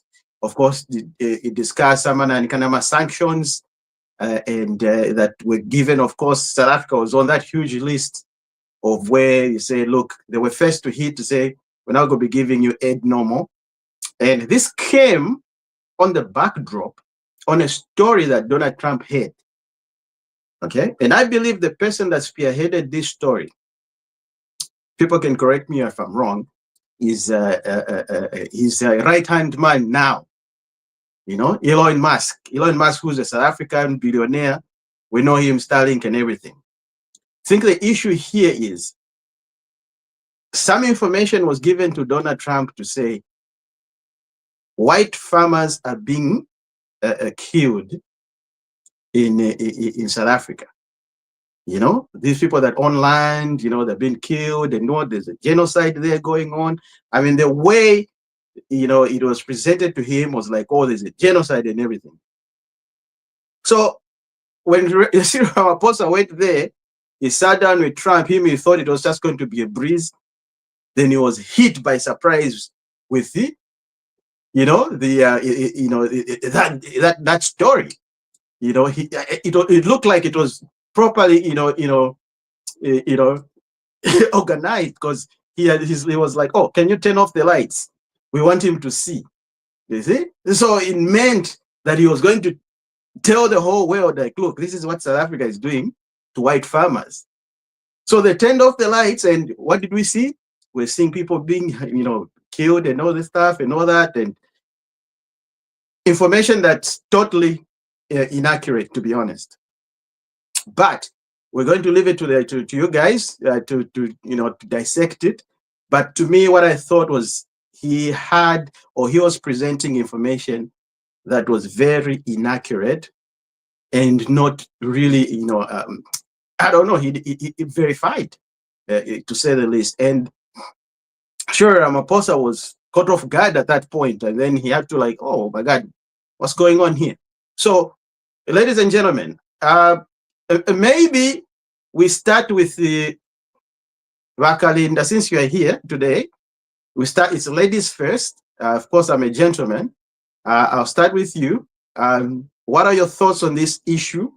Of course, it's a world issue. It's already in public domain. We all know what happened there. We watched that interview. What's your take on it? Oh my goodness, the man was ambushed. And just to add on to the layout, this happened with. Let's add on the angle of the white, I would call them racists in South Africa, who announced earlier in the week that they had Donald Trump's phone call and they can visit the White House anytime.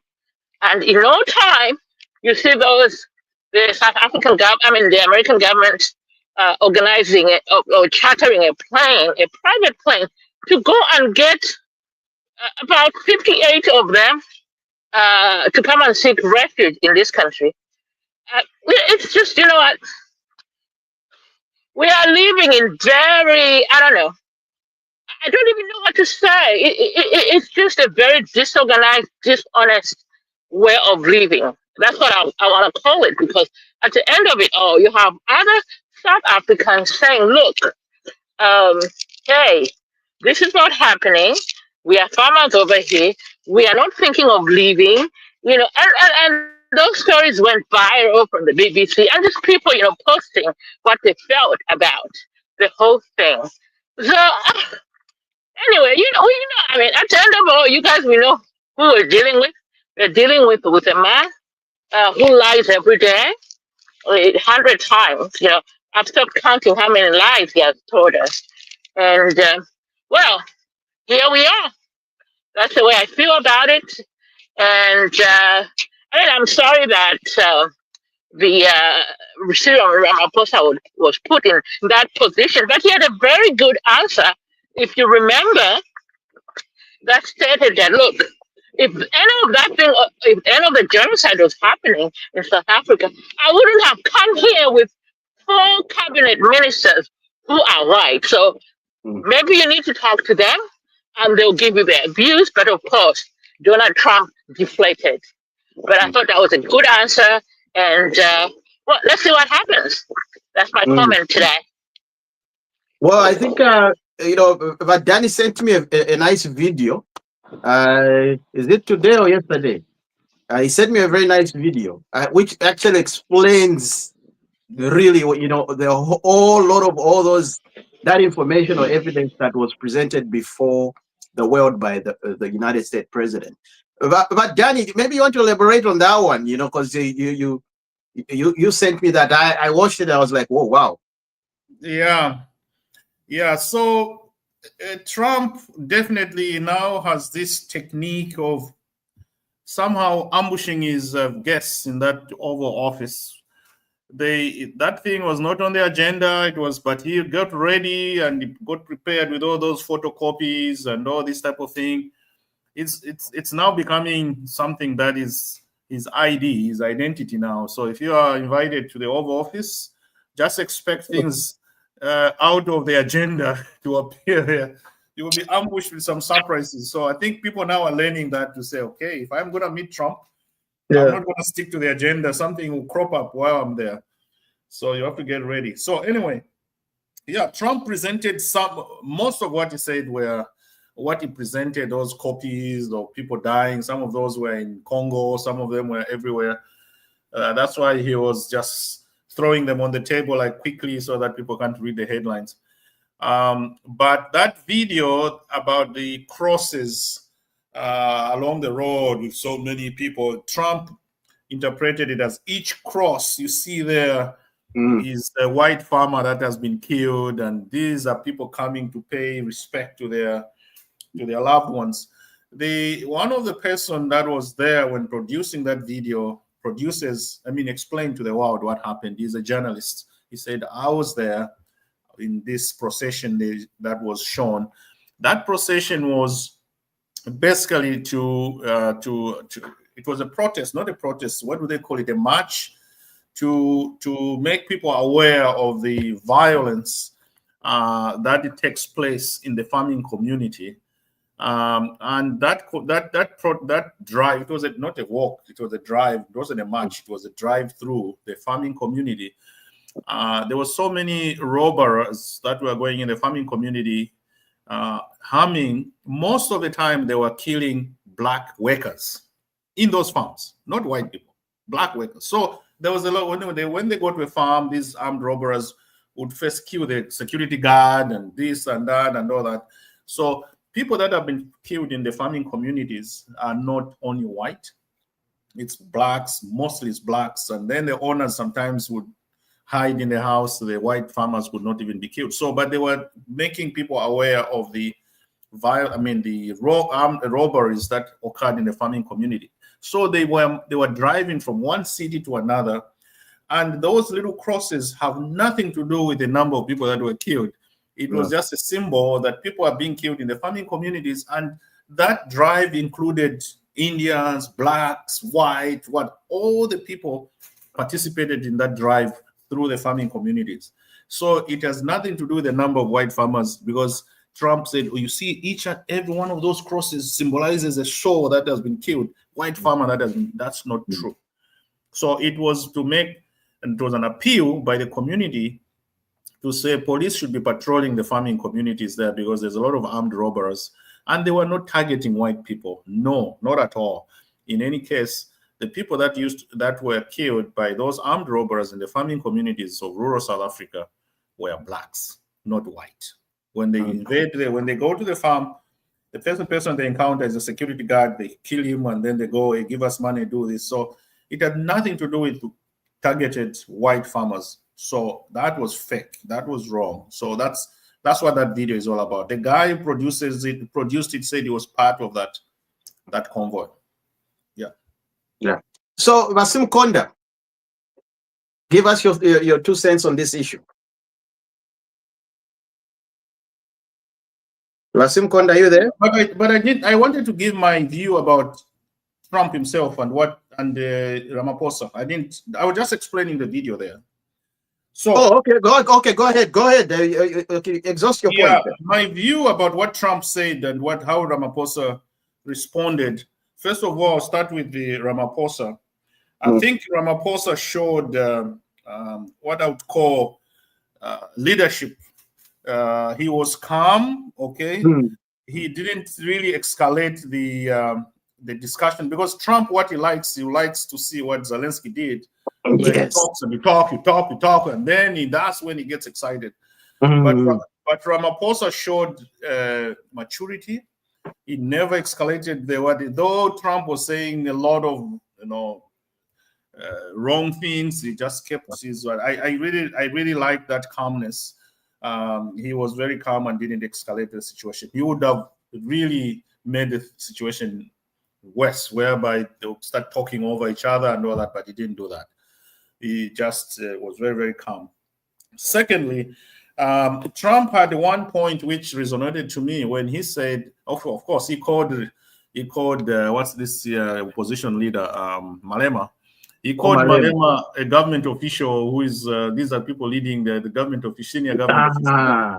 Malema is not a government official yet. He's an opposition leader. Of course, his words, he's got followers and stuff like that, but he's not a senior government official yet. So that was wrong. You can't say that. The other thing that he said, which made sense, was, okay, if he's not a government official, he's singing these songs which are not good. Like you're telling, shoot the boer, boom, boom, boom, shoot the boer, kill the boer, this and all that. So he said, okay, but he's singing, that song is hate. You're targeting white farmers, shoot them, kill them. So this guy should be arrested. And then Ramaphosa answered, he said, actually, he was arrested and he was taken to court and he was found with no case to answer. Because that is a revolutionary song that everybody sing, and South Africans sing that song because it reminds them of the time they were fighting for freedom. Because at that time, the blacks were shot by Boers. And Boers, the blacks were also saying, if we are being killed, we also kill back. So that's the background of that song. It had nothing to do. So it was a revolutionary type of song. And Malema, yes, he was summoned. He went to court. He went through the process, and he was freed on that after that video was produced. So to me, I think going forward, to me, what I should just be cautioning our African leaders is, why do you even go to Trump? We have to do the Traore thing. I think we don't need America's help or whatever. We can do these things on our own. I sensed a sense of begging still in Ramaphosa, still talking about no bilateral relations, please, bilateral relations. South Africa is a rich country. We don't need that type of begging. We can do things on our own. We need to stop this begging syndrome that has, we've been having for centuries, for decades. We should stop. I was just seeing new news here in Cote d'Ivoire. They have a new leader, another young man, Traore type, which is nice, refreshing. I know he has done it through a coup, but still, this is what we need. People that are coming out for.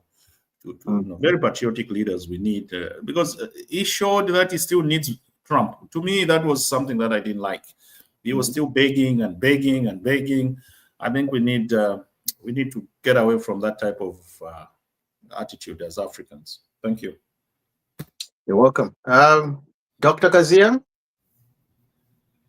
When did you become a doctor? Oh, is that a form of endearment? Imagine Kazia, what Mama done. Tuna, and when did you Eh? become a doctor? And I'm not even interested in doing my PhD. I've passed the age of doing a PhD. I should have done it when the time was there, but I got engrossed in work. Graduated yesterday, Cornell, with 80 Yeah. years old. PhD. No, I would not do that. Why would I do that? You know, I would rather be working somewhere and raising Yeah. the chicken. Yes. Go ahead, Mdalawat. So, uh, for me, I think I think the challenge that Julius Malema has posed to the global order is what makes um, some people really be scared about how he is doing things. But when you hear him talk about a few things that he will talk very strongly. For instance, in particular with South Africa, he says the challenge that they have with this, and this is very unique to South Africa. It's not anywhere else. He's saying the challenge that people have is to accept equality. You know, this is a country which has never seen equality. And Julius Malema challenges them to say nobody's killing, nobody's saying this. But if you have to be in this country, we all must be able to be within the same rules and be treated the same, regardless of the race. But when you speak about equality, then you create a problem and a very uncomfortable feeling in some people. Like when I was looking at the documentary, there's some people around like Elon Musk and stuff like that. So the way the conversation went, I think, like, first of all, I was a little bit upset when I saw that. I was like, why is he not telling him? Like, I couldn't stomach it, by the way. And probably this is one of the critical elements that I respect about Ramaphosa, having to revisit and you look at the same problem. Because I was saying that I would be saying this meeting is done and I'll be heading out of that place and out of that country. And, never to look back and say, okay, maybe we have to do this. But then he was very calm to the level of annoyance of the revolutionaries, like the people that you would see who usually want him to be told off right there and then to say, how do you just manufacture things like that? Words matter. Words really matter. And you see, for a great country like the USA to allow where the president just wakes up and manufactures something that doesn't exist, just makes it there. And then we end up holding accountable people that have not said anything. It's really very disturbing to the global order, because when people look at the USA, we are looking for leadership and consistency. But when you have a president who says all those crosses, which are demarcations, represent um, graves of the white farmers, it's a disaster. When all the the rules and all the evidence show to the contrary, it's just I'm just worried that when you, unless something really drastic happens.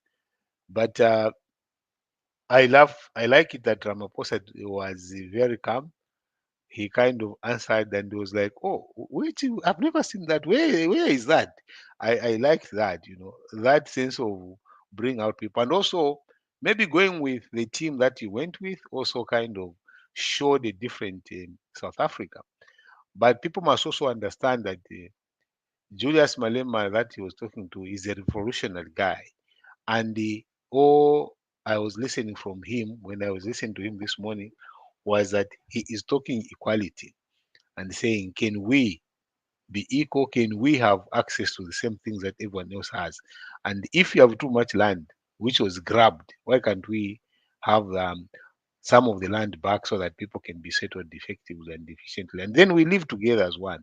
So for me, that was kind of a disaster, but it is a good thing to show us the direction under which self-reliance should be able to take root in Africa. Okay, fantastic, Vakazia, for that submission. Basim Konda, you're back. Are you ready to give your submission? Okay, thank you very much. Yeah, I think maybe I can add one or two. I think almost everything has been said here over that conversation. I think between the president of South Africa and the US. Yeah, I think what I can say is that yeah, there's something that we can say publicly, and also something that we can say underground, especially when it comes to diplomacy. Yeah, I think that was a very sensitive issue. It was supposed to be talked outside the camera, and also maybe considering the diplomacy. Those are the issues that are supposed to be ironed out between the two presidents in a amicable way. So I think maybe as Africa, this is a lesson I think that we have to learn. I think when we really, I think when we depend more on these countries, I think we can be treated in a way anyone can feel like, because we depend on them. So I think we have to come as one, as Africa, united and become self-sufficient as Africa, so that to avoid such a thing. Thank you. I submit. Well, thank you very much for that submission. So my submission really, like I said in my first statements, I thought that was an ambush. He was ambushed, and the way everything played out, I think he was caught off guard. And but the fact of the matter is, just like but Danny said, like, most of that information that was presented to the world was really not accurate. And if you look at some of the pictures of the people dying in body bags and stuff like that, that was in Kyiv in the Congo. So you can see those discrepancies. But for people who don't know, if the Americans are just watching, they're like on their couch, or any other person, they'll be like, "Oh my God, is this what's happening?" So there was that alarm, and most people, when they were watching that, they thought that, "Oh my God, this is what's happening in South Africa." But South Africa, we know, if we look at the history of South Africa, we all know that South Africa has one of the highest crimes alert probably in the world. Crime is huge in South Africa. It's not a matter of a race. And those people that actually been killed in terms of in the rural sector, the farmlands, it's the black people, the white people. And in most cases, it's the black people, because the black people, you find it's a huge farm that has small little farms owned by black people. So those people that work for the big farm also have their own small little farms. So these criminals, they go there and they want to steal their animals, they want to steal their stuff like that. And then you find these white farmers themselves, they are protected, they got security and everything.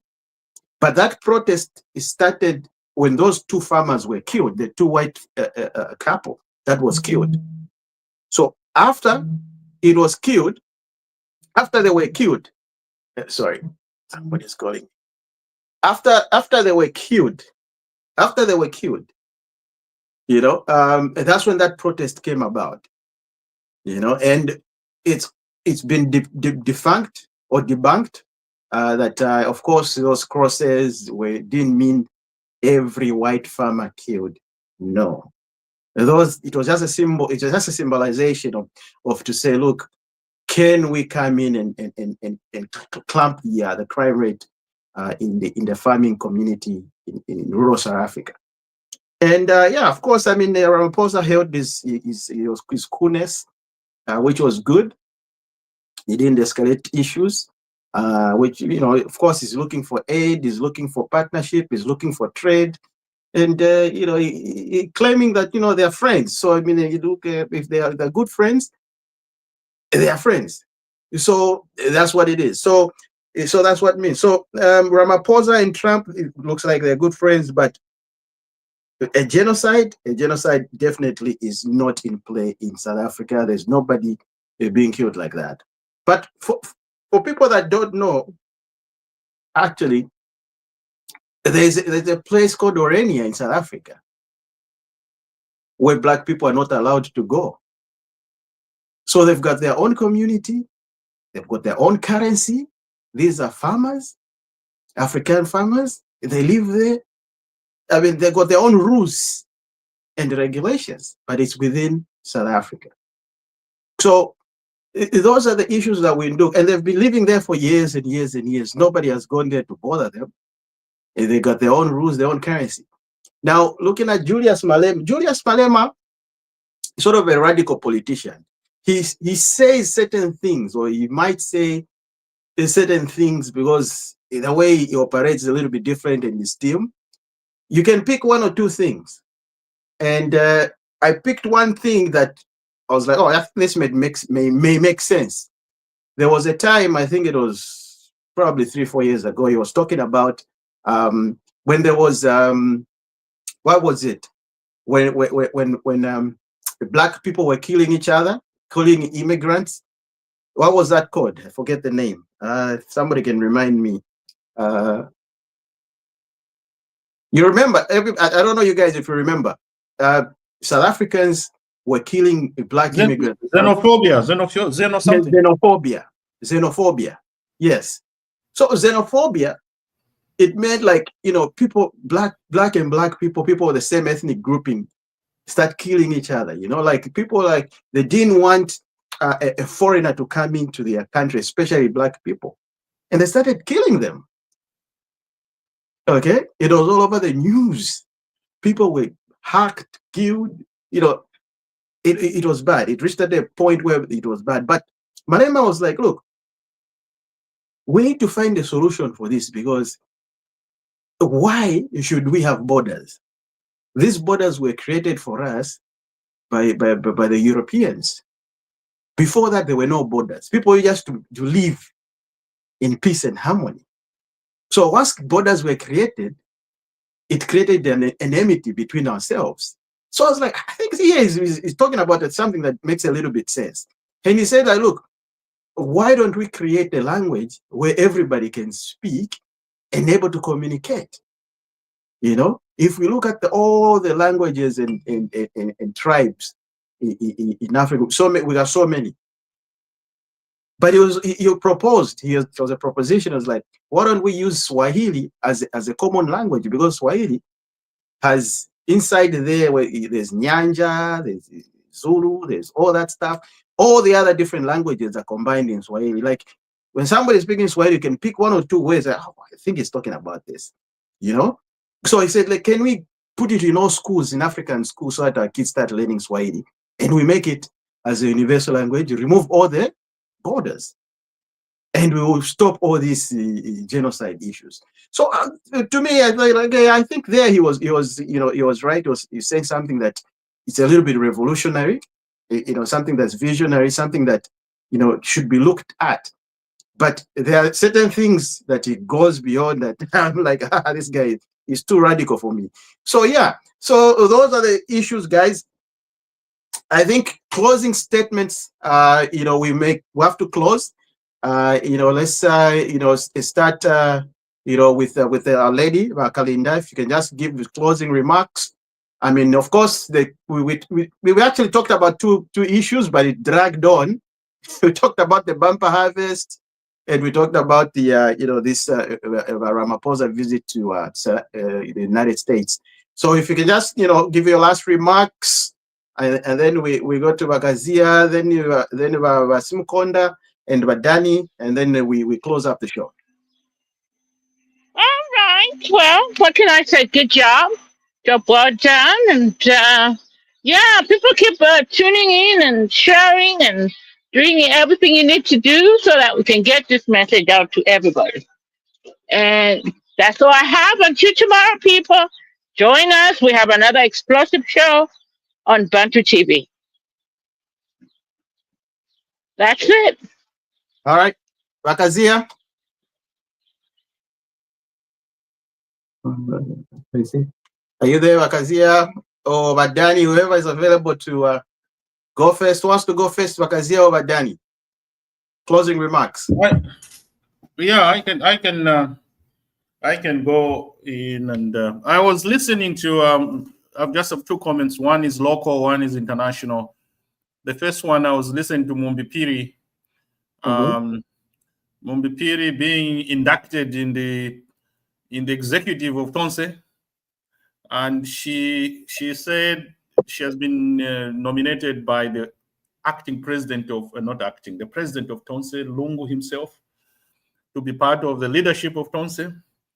And then she made this little speech. I don't know how many of you listened to it. It was very, very demeaning. There was one statement I didn't like. She says, okay, they are saying they have employed teachers, thousands of teachers. So anyway, how much do teachers earn? Nothing. So it doesn't mean anything. How would you say that? How would you honestly say that, Mumbipiri? That is not right. There are teachers who appreciate them being employed by European government, and for her to come there and say, anyway, they are boasting that they've employed teachers, but anyway, how much do teachers earn anyway? That was a statement. You can go and check. That is so... It's really, really, really bad. You can't say that to someone's profession. And just, I know she's got money. She says she already boasts about her husband having so much money and she lives in upscale, whatever. But you don't say that to somebody's profession. You know, I didn't like that. And I really, really, really, I was very annoyed to hear that from her. To say they have been, UPND is saying, we have employed thousands and thousands of teachers. But how much do teachers anyway earn? Nothing. Imagine, you don't say that. That was not good. Wherever has contacts with Mumbipiri, please tell her not to do that. You can't demean there are people that are teachers and happy. Whatever little they get, they're okay. But you can't say, what do teachers anyway earn? They're nothing. It's just nothing. So don't boast about employing teachers. They earn nothing, those teachers. That's not good. I didn't like that. The other thing that's my local thing I wanted to conclude. But the other one is they have been following for the past 2 days the coup in Cote d'Ivoire. I've got interest there because my friend lives there. He works for Africa Development Bank. He's Zambian. There's a coup there, but fortunately him is in Zambia right now. He's not there. But there's a coup that has taken place to replace this French stooge, I call him French stooge, the former president, the civilian president.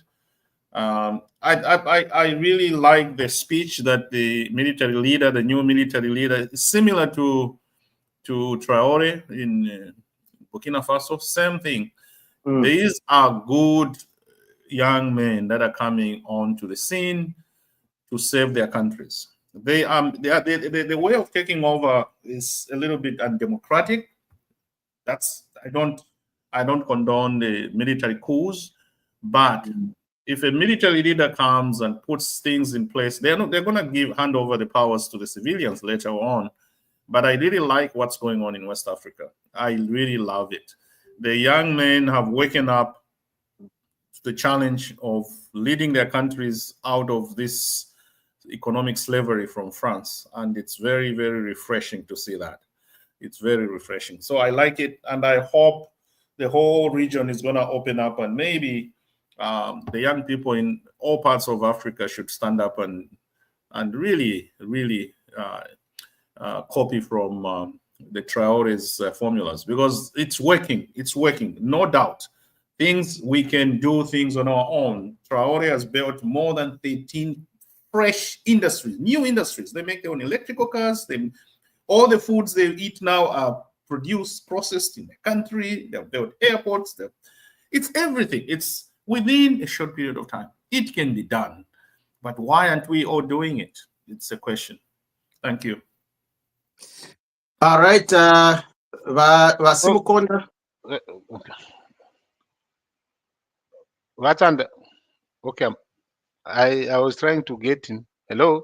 Oh, Mr. Wakazia. Yeah, you can go ahead, and then Vasimukonda can. I have my last comments. I have two, and this to me is something that I think I was listening yesterday to the history about. Someone went into the history of South Africa and how the Dutch settlers came in and what has happened, and what apartheid did. And he brought in one part at which point my wife was even shocked that I left. I said, I can't listen to this. I'm going downstairs because it's something that was very, like, it touched me to the core. One of the things that was said yesterday to that historian was about the wage, how the miners in South Africa at the time in 1930s, 1950s, when and they were showing pictures. They showed black miners who were getting half, maybe a quarter of what the white miners were getting. And then that brought me directly to my country, Zambia. And having had the chance to inspect, having had the chance to start the process of equal pay for equal work of equal value. And at the time that I was leaving government, that is part of what was enshrined in the law. But again, I come back and find that right now, the Zambian miner is at $100 right now, $100, and in certain cases, $150. The value has gone down from about $300 or $500 to $100. Meanwhile, the expatriate labor, the foreign labor which is in the country, is getting around $7,000 a month. Now, if you say 7,000 times 30, that is 210,000 kwacha a month. That is the most likely to be the least. And then I have my Zambian miner who is underground in 2025 is getting 3,000 kwacha. That kind of pained me seriously. And I'll be raising a very vicious talk around it. I'll be putting it on my page and I'll speak about it until things change. That in an industry where the whole value chain is based on the dollar, and then the only people we pay in kwacha are the Zambian workers. Why is it so? I was doing my research and checking out in terms of, even in Canada or North America, the least is $3,000 that you're getting. That's the least that a miner gets. Why should our Zambian workers, miners, be getting $100, $200? Why? When the least must be at least $1,000 to $1,500. That's the value that I will be raising, and I'm taking it seriously into the trade unions. If they don't, I'm going to take it right into the miners themselves. It's totally unacceptable because it's like we are really, really, really, really enslaving our people. We have enslaved them. And for me, the starting point is now. If ever labor leader in the mining is listening to this podcast, know that the time to change the negotiations is now.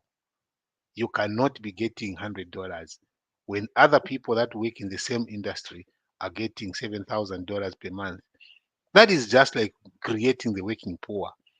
And I personally, I'll be talking about it. And I want to have a conversation with anybody who can come and challenge me on that score, that is fair to do.